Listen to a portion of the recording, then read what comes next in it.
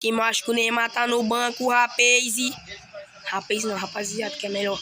A bola cai aqui no pé de Felipe, Rasqueta pro R10. R10 tenta deixar pro Bruno Henrique, só que não dá certo. R10! Gol! A bola caçou R10, só que não foi. Zé Ivaldo manda a bola por cima. Reniel Ortiz. Ailton Lucas manda a bola por cima. R10 chapelou o zagueiro. Último lance do jogo. R10 disse que iria fazer, não iria tocar.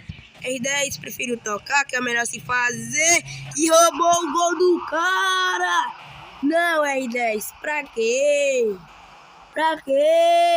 A bola cai aqui no pé do R10. R10 pra quem? Bruno Henrique devolveu, será? R10! Hat-trick da máquina!